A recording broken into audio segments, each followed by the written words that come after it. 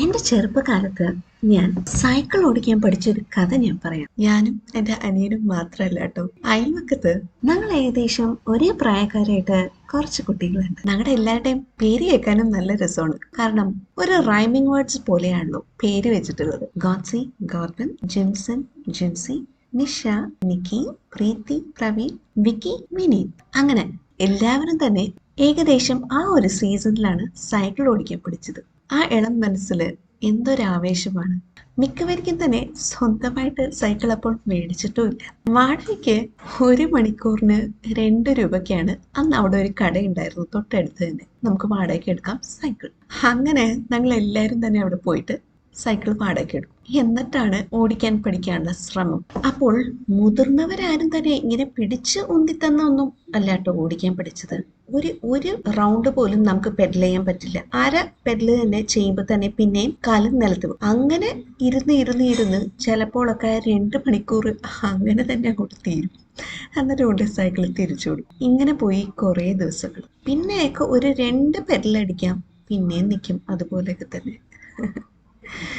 അങ്ങനെ കുറച്ച് ദിവസങ്ങൾക്ക് ശേഷം ഒരു ദിവസം ഞാൻ കരുതി, ഈ പെഡലിന്റെ ഒക്കെ ഈ കറുത്ത ഭാഗം ഉണ്ടല്ലോ കാല് വെക്കുന്ന, ഈ വാടക സൈക്കിൾ ആയതുകൊണ്ട് ചിലപ്പോൾ നല്ല സൈക്കിൾ കിട്ടും നമ്മൾ പോകുമ്പോൾ, ചിലപ്പോൾ നമ്മളെ പോലെ തന്നെ ബാക്കിയുള്ളവരും പിള്ളേരൊക്കെ എടുത്തിട്ട് പോയിട്ടുണ്ടാവുമല്ലോ. അപ്പോ ചിലപ്പോൾ കിട്ടുന്നത് ഒരു മോശം സൈക്കിൾ ആയിരിക്കും.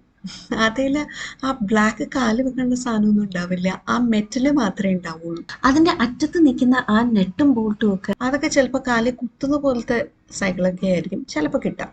ഓക്കെ, അപ്പോ കാലിൽ ഇച്ചിരി പോറും അങ്ങനെയൊക്കെയാണ്. അപ്പോൾ ഒരു ദിവസം ഞാൻ ഓർത്തു, എന്തൊക്കെയാണല്ലോ ശരി, ഇന്നിപ്പോൾ സൈക്കിൾ ഓടിക്കാൻ പഠിച്ചിട്ടേ കാര്യമുള്ളൂ. കാലിൽ നിന്നൊക്കെ വീണ് പൊട്ടി ചോര വന്നാലും അതെന്ന് ഒരഞ്ഞിട്ടൊക്കെ ചോര വന്നാലും ശരി എന്നൊക്കെ ഞാനിവിടെ ഓർത്ത് നിന്ന് പോയി സൈക്കിൾ എടുക്കുന്നതൊക്കെ എനിക്ക് ഇപ്പോഴും നല്ല ഓർമ്മയുണ്ട്.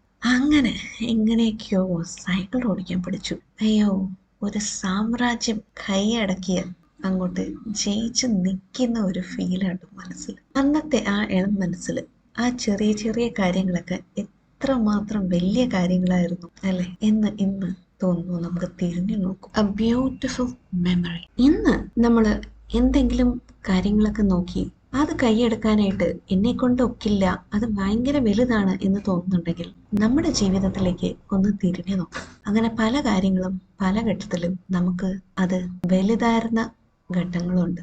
പക്ഷെ അത് കൈയടക്കി കഴിയാൻ നേരം അത് ഇന്നത്തെ പോലെ പുറകേക്ക് തിരിഞ്ഞു നോക്കുമ്പോൾ അത് ചെറുതായിട്ട് തോന്നാറുള്ളൂ. അങ്ങനെയാവട്ടെ നിങ്ങൾ ഇപ്പോൾ നേരിടുന്ന കാര്യങ്ങൾ. Gods here from gods version Malayalam. വീണ്ടും കാണാം.